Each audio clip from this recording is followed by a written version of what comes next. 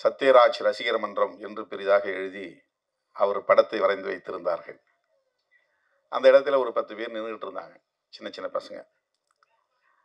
அவங்க தான் டார்கெட். எனக்கு அவங்கள போய் தான் போய் திரட்டணும், அவங்கள தான் கூப்பிடணும். அப்போ நான் அந்த மாணவர்கள்ட்ட போயிட்டு, அந்த இளைஞர்கள்ட்ட போயிட்டு, என்ன இங்கே நின்றுட்டு இருக்கிறீங்க, இது என்ன ரசிகர் மன்றம், யார், எனக்கு தெரியாது. அப்போ முதல்ல அதான் ஃபர்ஸ்ட் டைம் நான் பார்க்குறேன், சத்யராஜ் அப்படிங்கிற பேரை நான் பார்க்குறேன். அவங்க ஒரு அடைமொழி போட்டிருந்தாங்க, வாய்ச்சொல் வீரர் அப்படின்னு போட்டிருந்தாங்க. அதாவது நல்ல வசனம் பேசக்கூடியங்கிறதுக்காக. வாய்ச்சொல் வீரங்கிறது வேற அர்த்தம். அது அவங்களுடைய ரசிகர் மன்றத்துக்கு அப்படி போட்டிருந்தாங்க. படத்தை பெருசா வரைஞ்சி வச்சிருந்தாங்க. எனக்கு திரைப்படம் பார்க்கறதுல பெரிய ஈடுபாடு கிடையாது. அப்போ எனக்கு அது தெரியல. அவங்கள்ட்ட கேட்டப்ப, என்ன நீங்க இவரு யாருன்னு கேட்டீங்க அப்படின்னு அவங்க கோவப்பட்டாங்க. அந்த பையன், என்ன இவரை போய் யாருன்னு கேட்டீங்க, நாங்களாம் அவருடைய ரசிகர்கள் அப்படின்னு. அந்த தம்பிக்கு தான் அப்புறம் போய் நான் ஒரு காந்தி மன்றம்னு ஒன்று இருக்குது, அந்த இடத்துல உட்கார வச்சு எல்லாத்தையும் பேசிக்கிட்டு இருக்கும்போது இந்த இளைஞர்கள் சொல்லி தான் எனக்கு அண்ணன் சத்யராஜ் அவர்கள் அறிமுகம். அவரை பற்றி அறிந்து கொள்வதற்கான எனக்கு ஒரு வாய்ப்பு கிடைச்சிது. அவர் திரைப்படத்துக்குள்ள நுழைஞ்ச பிறகு இந்த திரைப்படம் எவ்வளவு இலகுவாக சாதாரண மக்களிடத்தில் போய் சேர்ந்தது. திரைப்படங்கள், இந்த பேசுகிற வசனங்கள், அண்ணனுக்குன்னு ஒரு தனி சிறப்பு உண்டு. எந்த காட்சியும் எவ்வளவு இலகுவாக கையாளக்கூடியவர். அது பெரிய ரிஸ்கே இருக்காது, அதுக்கு எந்த பந்தாவும் இருக்காது. இந்த வசனம் பேசுறத இப்போ கூட பாருங்க, அந்த ப்ரொஃபஸர் வந்து இங்கிலீஷில் பேசிகிட்டே இருப்பார். அந்த மேனேஜர், அந்த காலேஜ் தாளாளர், கரஸ்பாண்டன்ட் பேசிகிட்டு இருப்பார். ரொம்ப சாதாரணமாக அவரை பேசிட்டு போவார். நான் சொல்கிறது தான் நீ கேட்கணும் அப்படின்ட்டு. அப்படிப்பட்ட ஒரு ஆளுமையை இந்த படத்தில் கதாநாயக பாத்திரத்தில் வைத்து தம்பி அலெக்ஸ் அவர்கள் முதல் படத்திலேயே ஒரு பெரிய ஆளுமையை இயக்கி இருக்கிறார். அது அலெக்ஸுக்கு கிடைத்திருக்கிற மிகப்பெரிய வாய்ப்பு. இது சாதாரணமான விஷயம் இல்லை. அண்ணன் முத்தரசன் அவர்களும் சொன்னார், தம்பி பார்க்கறதுக்கு சின்ன பையன் மாதிரி இருக்கிறான், இந்த பையனை பார்த்துட்டு. சில பேர் டைரக்டர் யாரு, அவருக்கு என்ன பேக்ரவுண்டு, அவர் எத்தனை படங்கள் பண்ணியிருக்கிறாரு, எவ்வளவு படங்கள் ஓடி இருக்கு, என்ன கமர்ஷியலாக அதில் என்ன ப்ராஃபிட் கிடைச்சிருக்கு, அப்படிலாம் பார்த்து தான் ஒப்புதல் கொடுப்பாங்க. வருமானம் முக்கியம் இல்லை, அதுக்கு பேரு முக்கியம்னு நினைப்பாங்க. இப்போ தம்பி அலெக்ஸ் போய் கதையை சொல்லும்போது எப்படி அந்த தம்பியை பார்த்து அவர் ஒத்துக்கிட்டார் அப்படின்னா, அந்த கதையில் இருக்கிற கரு தான் முக்கியம், கண்டென்ட். அந்த சத்யராஜ் அவர்கள் உடனடியாக அதற்கு உடன்பட்டதற்கு அலெக்ஸ் என்கிற அந்த இளம் தம்பியின் தோற்றம் முக்கியம் அல்ல, அவருடைய ஆற்றல் முக்கியம் அல்ல. அவர் எப்படி படம் இயக்குவார், எப்படி அந்த படத்தை கொண்டு போய் ஸ்க்ரீன் பண்ண போறாரு, டிஸ்ட்ரிபியூட் பண்ணுவார், அது எந்த அளவுக்கு அதுக்கு வந்து மார்க்கெட்டிங் இருக்கும், நம்மளை எந்த அளவுக்கு அவங்க ப்ரொஜெக்ட் பண்ணுவாங்க, முன்னிறுத்துவாங்க, அதெல்லாம் அவர் கணக்கு பார்க்கல. அந்த படத்தில் சொல்லப்படக்கூடிய கரு, ஒரு சின்ன பையனாக இருக்கிற, இளம் வயதாக இருக்கிற அலெக்ஸ் அவர்களின் சிந்தனையும், திரைப்படத்துறையில் 250க்கு மேற்பட்ட படங்களில் நடித்த மிகப்பெரிய ஆளுமையாக இருக்கிற அண்ணன் சத்யராஜ் அவர்களின் சிந்தனையும் ஒரே நேர்கோட்டில் பயணிக்கிறது. அதுதாங்க முக்கியமானது. ஒரே நேர்கோட்டில், ஒரே புள்ளியில் இணைகிறது. கல்வி ஒவ்வொருவருக்குமான பிறப்புரிமை என்கிற டைட்டிலோடு இந்த படம், கல்வி ஒவ்வொருவரின் பிறப்புரிமை, அதுலதான் இன்னைக்கு கை வைக்கிறார்கள். சமூகத்தில் மாற்றம் நிகழ்ந்து வருகிறது, முற்போக்கான மாற்றம் நிகழ்ந்து வருகிறது. எளிய மக்கள் வலிமை பெற்று வருகிறார்கள், வஞ்சிக்கப்பட்டவர்கள் வலிமை பெற்று வருகிறார்கள். காலம் காலமாக கல்வி மறுக்கப்பட்ட சமூக பிரிவினர் கல்வியை பெறுகிறார்கள். அதுதான் இன்னைக்கு சோசியல் சேஞ்ச் என்கிற சமூக மாற்றத்திற்கான புள்ளி.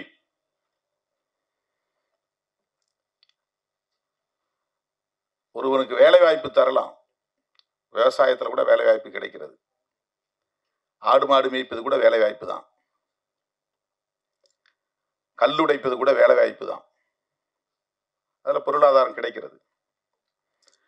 ஆனால் அது சமூக மாற்றத்திற்கு அடிப்படையாக இல்லை. கல்லுடைக்கிறவர்கள் கல்லுடைத்துக் கொண்டே இருக்கிறார்கள், எந்த மாற்றமும் நிகழவில்லை.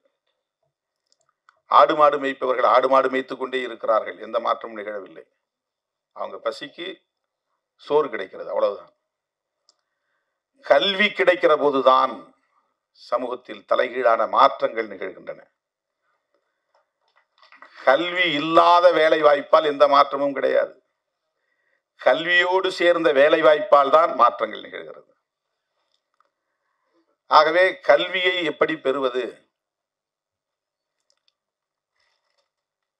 எல்லோரும் சமமான வாய்ப்பை எப்படி பெறுவது?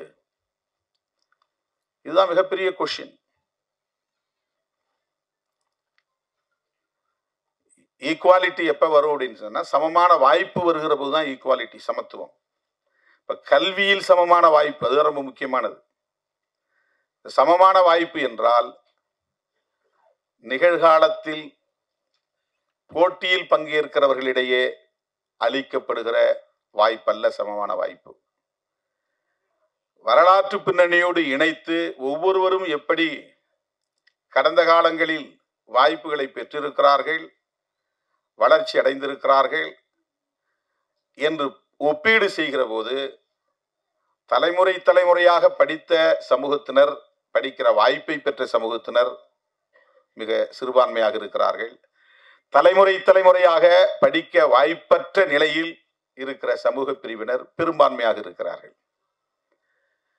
தலைமுறை தலைமுறையாக படிக்க வாய்ப்பற்ற சமூக பிரிவினர் தலைமுறை தலைமுறையாக படித்த சமூக பிரிவினரோடு மோத முடியுமா? மோத முடியாது. காம்படிட் செய்ய முடியுமா? போட்டி போட முடியுமா? முடியாது. ஆகவேதான் காலம் காலமாக தலைமுறை தலைமுறையாக படிப்பதற்கான வாய்ப்பு மறுக்கப்பட்ட, வஞ்சிக்கப்பட்ட சமூக பிரிவினருக்கு ரிசர்வ்டு சில இடங்களை தனித்து ஒதுக்கி வைக்க வேண்டும். மாற்றுத்திறனாளிகளுக்கு இந்த இடம், இந்த இருக்கையில வேற யாரும் உட்காரக்கூடாது. பேருந்துல ஏறினா பெண்களுக்கென்று இடம், இது பெண்களுக்கென்று ஒதுக்கப்பட்டிருக்கிற இடத்துல யாரும் ஆண்கள் உட்காரக்கூடாது. எல்லாரும் டிக்கெட் ஒரே மாதிரி தான் எடுத்துட்டு வராங்க. ஏன் அவங்களுக்குன்னு reserved for women, reserved for differently abled எதற்காக ஒதுக்கப்பட்டு இருக்கிறது என்றால், அவர்கள் பிறரோடு போட்டி போடக்கூடிய வலிமை அற்றவர்கள். ஆகவே அவர்களுக்கென்று இதை ஒதுக்கி வைக்கிறோம். அந்த ஒதுக்கி வைக்கிற அந்த போக்குக்கு பேர் தான் சோசியல் ஜஸ்டிஸ். அதுதான் சமூக நீதி. சமூக நீதியை பேசுகிற ஒரு படமாகத்தான் தோழர் சேக்குவேரா படம் அமைந்திருக்கிறது. சமூக நீதியை பேசுகிற படம். ஒரு காலத்தில் புராணங்களை படமாக்கினார்கள். மகாபாரதத்திலிருந்து ஒரு பகுதி எடுத்து படமாக்குவாங்க, ராமாயணத்திலிருந்து ஒரு பகுதி எடுத்து படமாக்குவாங்க. குடும்ப கதைகள் அப்படிங்கிற பேர்ல நிறைய கதைகள் வரும். குற்றம் பின்னணி கொண்ட கதைகளாக வரும். இதுதான் ஒரு காலத்தில் இருந்துச்சு. இந்த மாதிரியான முற்போக்கு அரசியலை பேசுகிற கதைகள் திராவிட இயக்கங்களின் வருகைக்கு பிறகுதான் தமிழ் சூழல்ல உருவானது. அண்ணா திரைத்துறையிலே அடியெடுத்து வைத்த பிறகு, கலைஞர் திரைத்துறையிலே ஒரு ஆளுமையாக வளர்ந்த பிறகு, எம்.ஆர். ராதா உள்ளே நுழைந்த பிறகு, என்.எஸ். கிருஷ்ணன் ஒரு பெரும் சக்தியாக அங்கே உருவெடுத்த பிறகு, இதையெல்லாம் திரைத்துறையிலும் பேச முடியும். பகுத்தறிவு கருத்துக்களை பேச முடியும், சமூக நீதி கருத்துக்களை பேச முடியும், சமூக உரிமைகளை பேச முடியும். அதுதான் இந்த இடத்துல ஒரு பெரிய திருப்பு முனை. இன்னைக்கு இந்த அளவுக்கு நம்ம சிந்திக்க முடியுது. படத்தை இப்படி எடுக்க முடியும், இப்படி வசனங்களை வைக்க முடியும். நீ மாட்டுக்கு உயிரோடு இருக்கிற மாட்டை வெட்டி விற்பனை பண்ணி வெளிநாட்டுக்கு அனுப்புற, அதுல பால், மாட்டு உடல்ல இருந்து உற்பத்தி ஆகிற பால் சாப்பிட்ற, பாலை உரை ஊற்றி வைத்து தயிராக சாப்பிட்ற, தயிரை கடைஞ்சி மோரா சாப்பிட்ற, அதிலிருந்து தனியை பிரித்து எடுக்கிற வெண்ணெயை சாப்பிட்ற, வெண்ணெயை உருக்கி நெய்யா சாப்பிட்ற, எல்லாமே மாட்டோட சம்பந்தப்பட்டது தான். வெறும் சக்கையா இருக்கிற கறியை நான் சாப்பிட்றேன், அதுல இருக்கிற ஜூஸ் அவ்வளவும் உனக்கு வந்துடுது. நீ உயர்ந்த சாதி, நான் தாழ்ந்த சாதி. மாட்டுக்கறியை சாப்பிடுன்னு உன்னை சொல்றது தப்பு, அதே மாதிரி சாப்பிடாதன்னு என்ன நீ சொல்றதும் தப்பு.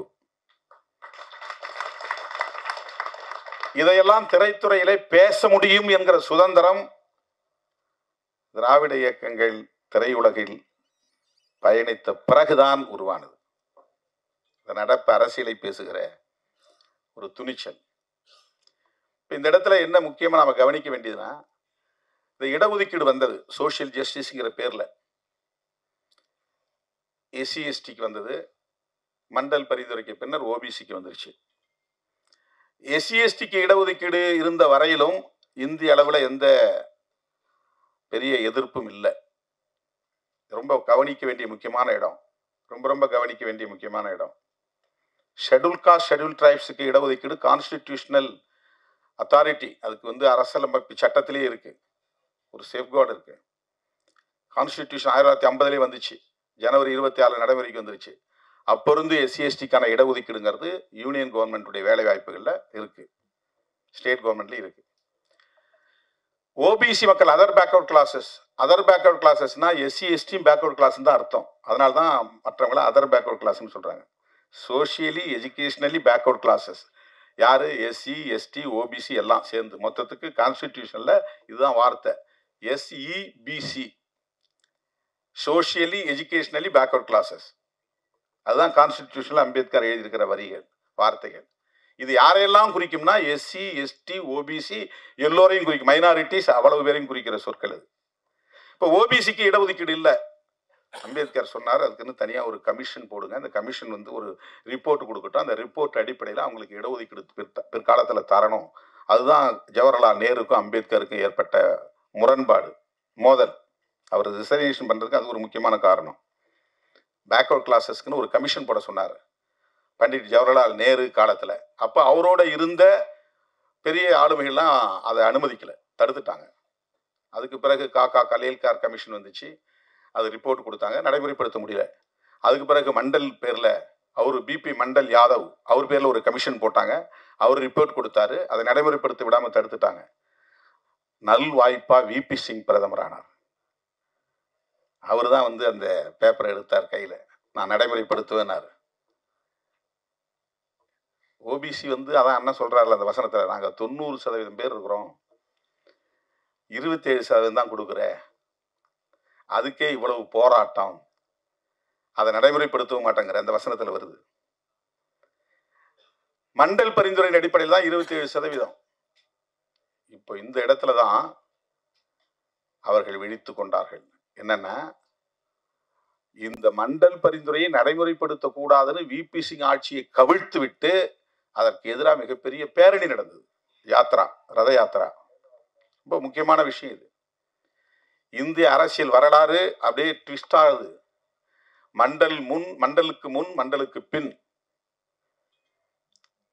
வீதிகளில் இறங்கி போராடாதவர்கள் போராட வர்றாங்க. யாருக்கு எதிரா? எஸ்சி எஸ்டிக்கு எதிரா இல்ல, ஓபிசிக்கு எதிரா. யாருக்கு எதிராக விபி சிங் ஆட்சி கவிழ்க்கப்பட்டது?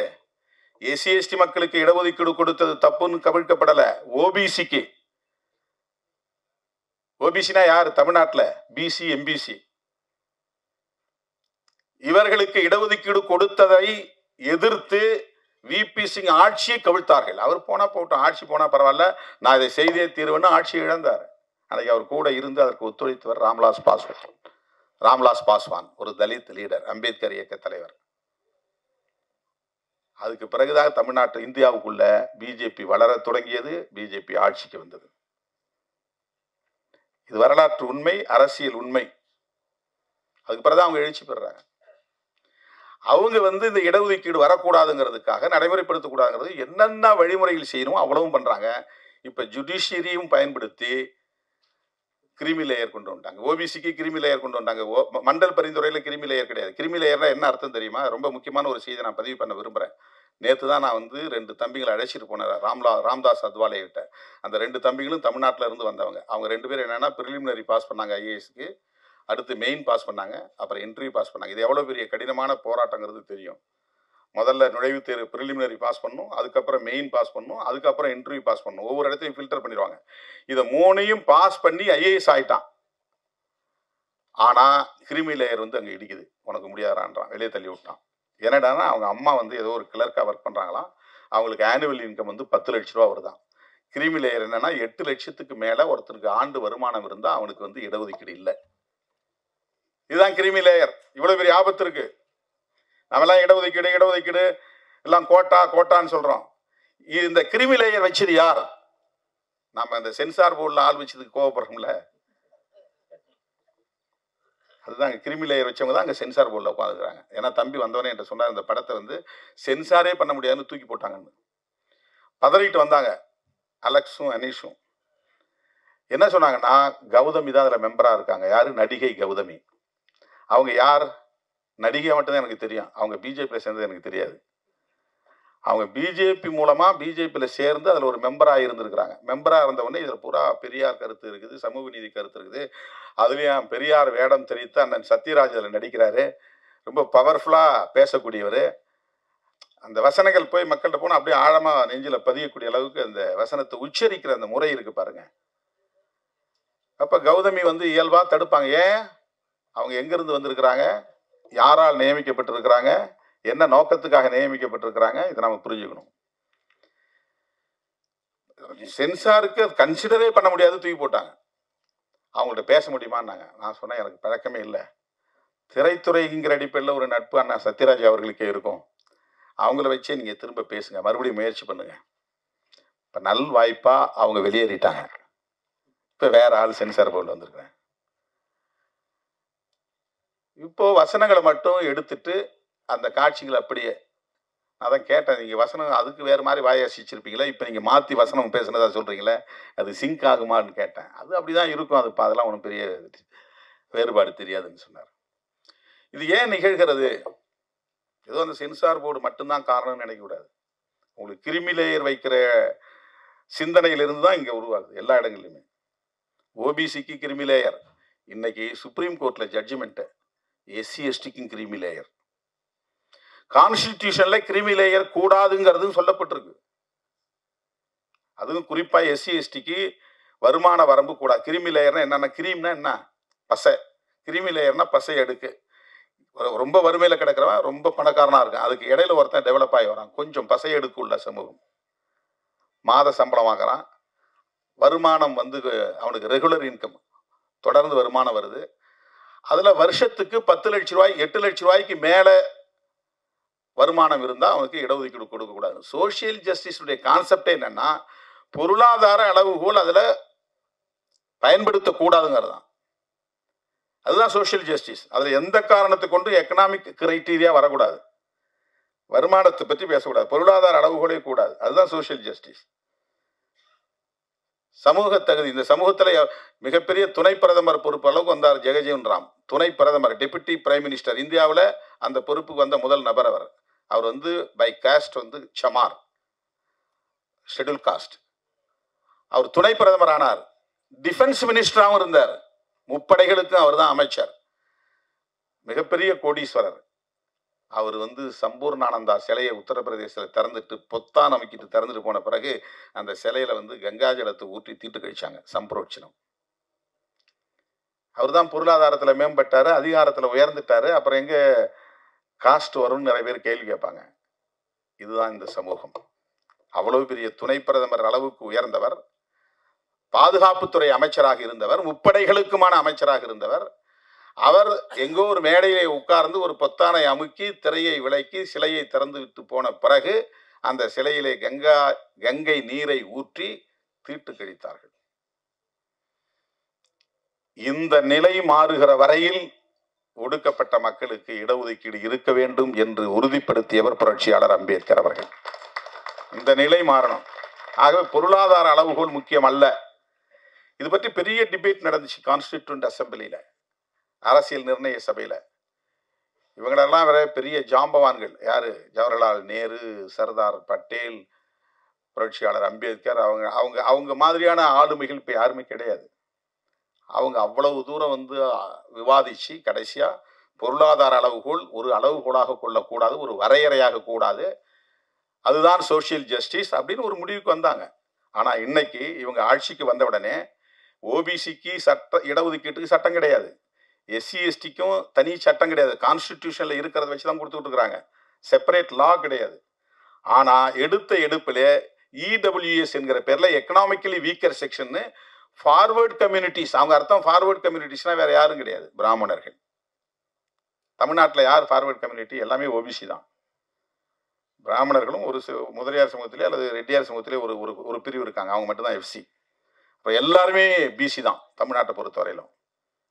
யார் எடுத்துக்கிட்டாலும் ஓபிசி தான். இப்போ எஃப்சிக்குன்னு ஒரு சட்டம் கொண்டு வந்திருக்கிறார்கள். அவங்க இடஒதுக்கீட்டு மட்டும் சட்டம் இருக்கு, இடபிள்யூஎஸ்க்கு சட்டம் இருக்கு, ஓபிசி இடஒதுக்கீட்டு சட்டம் கிடையாது, எஸ்சி எஸ்டி இடஒதுக்கீட்டு சட்டம் கிடையாது. அது என்னன்னா இடபிள்யூஎஸ்ங்கிறது பொருளாதார அளவுகோல். அவங்க வந்து வறுமையில வாடுறாங்களா, ஏழையா இருக்கிறாங்களா, அதனால அவங்களுக்கு இடஒதுக்கீடு தரோம்.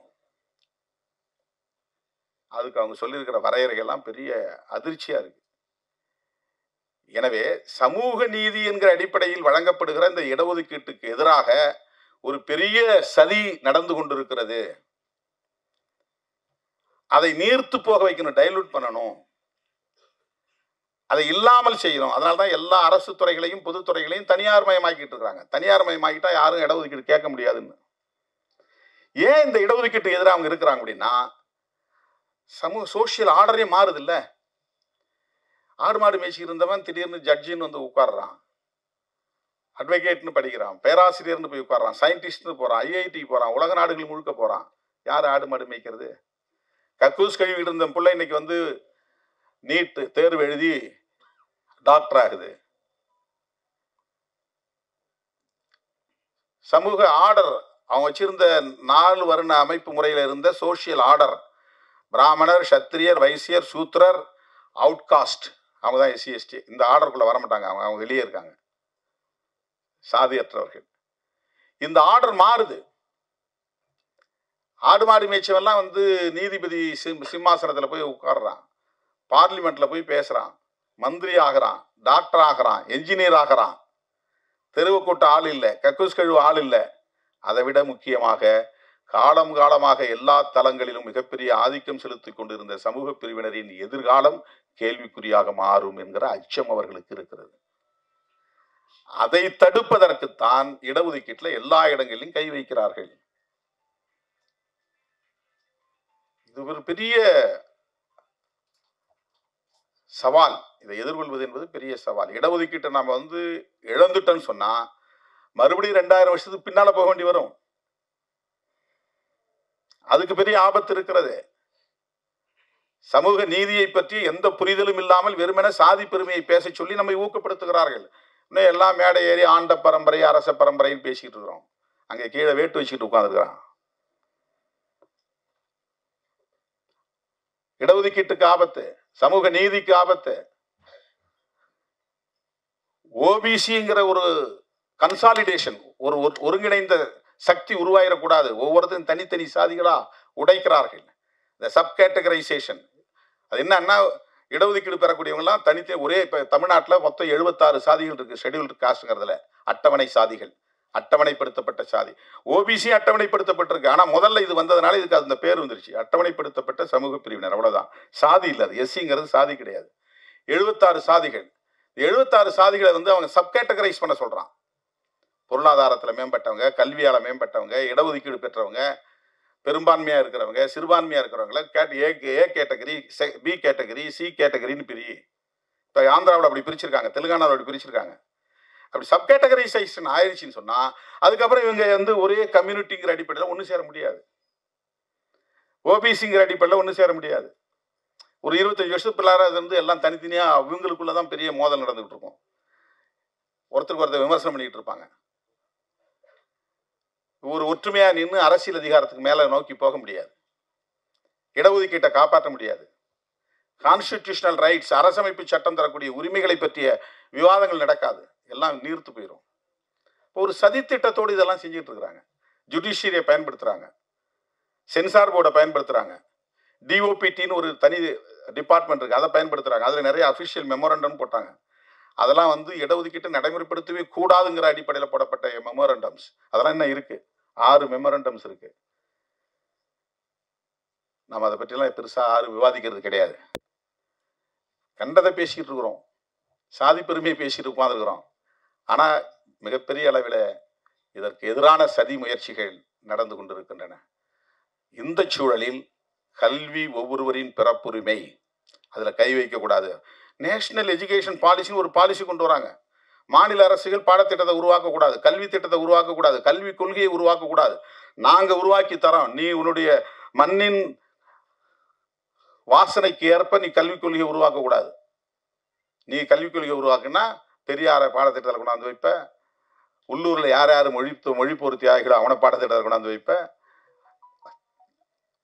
அந்த உள்ளூர்ல ஒவ்வொரு சமூகத்தின் விடுதலைக்காக பாடுபட்டவங்களை எல்லாம் ஒரு ஆளுமையா காட்டுவேன். நேஷனல் எஜுகேஷன் பாலிசி வந்து அதெல்லாம் போயிடும். அவங்க தான் அதை தீர்மானிப்பாங்க. சயின்ஸா அவன் தீர்மானிப்பான், ஹிஸ்டரியா அவன் தீர்மானிப்பான். மொழி கட்டாயமா 3 மொழிகள் வேணும். நீ உன் மொழியை நீ படிச்சுக்கோ, ஆனா கம்பல்சரியா வந்து ஹிந்தி படிக்கணும், இங்கிலீஷும் படிக்கணும். இதெல்லாம் நேஷனல் எஜுகேஷன் பாலிசி. இதுக்கெல்லாம் ஒரு நோக்கம் இருக்கு. ஓபிசியை டைலூட் பண்ணணும், மாநில அதிகாரத்தை டைலூட் பண்ணணும், மாநில உரிமைகள் மொழி அடிப்படையில் உருவாயிடக்கூடாது, ஒரு தனி தேசிய இனமாக அவங்க வளர்ந்துடக்கூடாது. தனி தேசிய இனம் தமிழ் தேசியம் பேசுற மாதிரி நாளைக்கு தெலுங்கு தேசியம் பேசுவான், மலையாள தேசியம் பேசுவான், கன்னட தேசியம் பேசுவான். இவன் விரும்புகிற ஒரு ஒருங்கிணைந்த இந்தியா, அவன் விரும்புகிற இந்தியாவை அவனால் உருவாக்க முடியாது, எல்லாம் செதறி போயிடும். இப்படிப்பட்ட சதி முயற்சிகளை விவாதிக்க வேண்டியிருக்கிறது. அப்படிப்பட்ட விவாதத்தை நடத்துகிற களமாக திரைத்துறையை இன்றைக்கு தம்பி அலெக்ஸ் பயன்படுத்தி இருக்கிறார். அதற்காக ஒரு திரைப்படம் எடுத்திருக்கிறார். அதற்கு சேக்குவேரா பெயரை சூட்டி இருக்கிறார் அந்த பாத்திரத்திற்கு என்பது மிக பொருத்தமானது. ஏன் சேக்குவேரா பெயரை சூட்டுகிறார்? சேக்குவேரா எந்த செக்டேரியன் பாலிடிக்ஸ்குள்ள போய் அவர் சிக்கல. இப்போ நாங்கள் வந்து தமிழர்கள், நாங்கள் வந்து ஆதி திராவிடர், நாங்கள் வந்து இப்படி ஒவ்வொருத்தரும் ஒவ்வொரு சாதி, நாங்கள் இந்து, அவன் வந்து கிறிஸ்டியன், இதெல்லாம் வந்து செக்டேரியன். இதுக்கு பேர் வந்து செக்டேரியன் பாலிடிக்ஸ். நாங்கள் இந்து, அவங்கெல்லாம் இந்து அல்லாதவர்கள், நாங்கள் தலித்து, இவங்கெல்லாம் தலித் அல்லாதவர்கள், நாங்கள் தமிழர், இவங்க தமிழர் அல்லாதவர்கள். இந்த அடையாளத்துக்குள்ள பிடிச்சி நிற்கிறது. இப்போ அந்த மாதிரி சேக்குவேரா நினைச்சிருந்தா அர்ஜென்டினாவை தாண்டி அவரால் போய் கியூபாவில் புரட்சியில் ஈடுபட்டுருக்க முடியுமா? கியூபனுக்கும் அர்ஜென்டினியாக்காரனுக்கும் என்ன சம்பந்தம் சொல்லுங்க? அவனுக்கு சர்வதேச பார்வை அந்த இளம் வயதிலேயே. ஒரு டாக்டரா படிச்சு ஒரு பிசிசியனா தொழிலுக்கு போனவன், அவனுக்குள்ள எவ்வளவு பெரிய வேட்கை இருந்திருக்கு பாருங்க. ஆன்டி இம்பீரியலிஸ்ட், ஏகாதிபத்திய எதிர்ப்பு போராளி. அமெரிக்க ஏகாதிபத்தியத்தை எதிர்க்கணும், அதுக்கு யாரோட வேணாலும் கை கோக்கணும். ஃபிடல் காஸ்ட்ரோவை போய் நண்பரா பார்க்கறான். அங்க போய் அந்த நாட்டினுடைய புரட்சி தன்னை ஒப்படைச்சுக்கிறான். அங்க போய் ஒரு மினிஸ்டராகவும் ஆகிறான், அமைச்சராகவும் ஆகிறான். அவன் பிறந்தது அர்ஜென்டினா, ஆனா கியூபா புரட்சியில போய் ஈடுபடுறான். அப்புறம் பொலிவியாவுக்கு போறான். அங்கதான் வந்து அமெரிக்க படைகள் சுற்றி வளைத்து அவரை துப்பாக்கியால் சுட்டுக் கொன்றது. கொல்லப்பட்ட பல 10 ஆண்டுகளுக்கு பிறகு அவருடைய உடலை இன்றைக்கு எடுத்து மரியாதை செய்கிறது இந்த சமூகம், வணக்கம் செலுத்துகிறது. ரொம்ப இளம் வயதிலே அவர் பலியாக்கப்பட்டு விட்டார். அவர்கிட்ட இருந்த சிந்தனை பாருங்க, எவ்வளவு பெரிய பரந்த பார்வை. எங்கெல்லாம் பாதிப்பு இருக்கிறதோ அந்த பாதிக்கப்பட்ட மக்களுக்காக குரல் கொடுப்பது அவன் தான் உண்மையான புரட்சியாளன். அவன் என்ன சாதின்னு பார்க்கக்கூடாது, என்ன மதம் பார்க்கக்கூடாது, என்ன இனம் பார்க்கக்கூடாது, எந்த நாடுன்னு பார்க்கக்கூடாது, எந்த மொழின்னு பார்க்கக்கூடாது. பாதிக்கப்படுகிறவர்கள் யாராக இருந்தாலும் ஆதிக்கத்திற்கு எதிராக, ஒடுக்குமுறைக்கு எதிராக போராட வேண்டும் என்கிற அந்த போர்க்குணம், அதுதான் ரொம்ப முக்கியம். சே அப்படின்னாலே தோழன் தான் அர்த்தம். அவனுடைய பேரு எர்னஸ்டோ குவேரா. அவங்க அப்பா பேரும் குவேரா லிஞ்ச்னு வரும், ஃபேமிலி நேம். சேங்கிறது ஒரு நிக் நேம். அது நம்ம இப்ப தோழர்னு சொல்றோம் இல்லையா, அந்த மாதிரி. ஏன் அவர் அப்படி எல்லாரும் தோழரா பார்க்கறாங்க? மொழியை கடந்து, இனத்தை கடந்து, தேச வரம்பை கடந்து, எல்லைகளை கடந்து சமூக நீதிக்காக நின்றார், ஆதிக்கத்தை எதிர்த்தார், ஏகாதிபத்தியத்தை எதிர்த்தார். அந்த பார்வை நமக்கு வரணும். இந்த அடையாளங்களை பிடிச்சுக்கிட்டு நம்ம தொங்கக்கூடாது. அது அந்த ஒரு பெருமையில வந்து நம்ம வந்து முரண்பட்டு நிற்கக்கூடாது. அப்படி இருக்கிறதுனால தான் மிக எளிதா சமூக நீதியை நீர்த்து போக செய்கிறார்கள். அப்படிப்பட்ட ஒரு சூழலை தான் இன்னைக்கு சென்சார் போர்டில் உட்கார்ந்துருக்கவங்க யாரா இருந்தாலும் அதுக்குன்னு வரையறுக்கப்பட்ட கொள்கை அடிப்படையில் தான் இயங்குவாங்க. இப்ப அந்த இடத்துக்குள்ள நாம போனாக்க அது வேற மாதிரியான ஒரு நிலைப்பாட்டை எடுப்போம். இப்ப நாம போகணும்னு ஒரு கேள்வி வரும்போது தான் சமூக நீதி தேவைப்படுகிறது. அந்த இடத்துல எப்படி நாம போறது? ரெப்ரசன்டேஷன், பிரதிநிதித்துவம். ஒவ்வொரு இடத்திலையும் தீர்மானிக்கிற இடத்துல பிரதிநிதித்துவம் இருக்கணும். அந்த பிரதிநிதித்துவம் இருக்க வேண்டும் என்பதற்கான ஒரு கோட்பாடு தான் சமூக நீதி கோட்பாடு. அது கல்வியிலிருந்து தொடங்குகிறது. கல்வியை மறுக்கிறான். நீ வந்து நான் வைக்கிற வரையறையின்படி உள்ளே வா, நீட் எழுது, அப்பன்னா நீ டாக்டர் ஆகலாம், இல்லைன்னா ஆக முடியாது. அங்கே ஒரு செக் வைக்கிறாங்க. இந்த ஆபத்தை எல்லாம் நாம் விரிவாக விவாதிக்க வேண்டியிருக்கிறது. அந்த விவாதிக்கிற களங்களில் தோழர் சேக்குவேரா போன்ற திரைப்படங்களும் தன்னுடைய பங்களிப்பை செய்ய தயாராக இருக்கிறது, வந்திருக்கிறது. அந்த சிந்தனை, முற்போக்கு சிந்தனை, சமூக நீதி சிந்தனை இருந்ததால் தான் தம்பி அலெக்ஸ் இந்த இளம் வயதில் அண்ணன் சத்யராஜை தேடி போய் பார்க்கிறான். அந்த பார்வை பாருங்க, ஒருத்தர் சிந்தனை தான் உறவை உருவாக்கும். இல்லைன்னா அவர் வேற கமர்ஷியலா யாரையாவது போய் பார்த்துருப்பாரு. எப்படியாவது ஜெயிக்கணும், எப்படியாவது ஒரு படம் வரணும், அதில் ஒரு குத்தாட்டத்தை வைக்கணும், ஒரு நல்ல காதல் காட்சி வைக்கணும் அப்படின்னு அவர் கற்பனை பண்ணல பாருங்க இந்த இளம் வயதில். அந்த வகையில் நான் தம்பி அலெக்ஸ் அவர்களை நெஞ்சார பாராட்டுகிறேன். உங்களை போன்ற இளைஞர்கள் திரைத்துறையில் மிக பெரும் சக்திகளாக வளர வேண்டும் என்று நான் வாழ்த்துகிறேன். இந்த படம் மாபெரும் வெற்றியை பெற வேண்டும் என்று வாழ்த்தி இந்த வாய்ப்புக்கு நன்றி கூறி முடிக்கிறேன். நன்றி, வணக்கம்.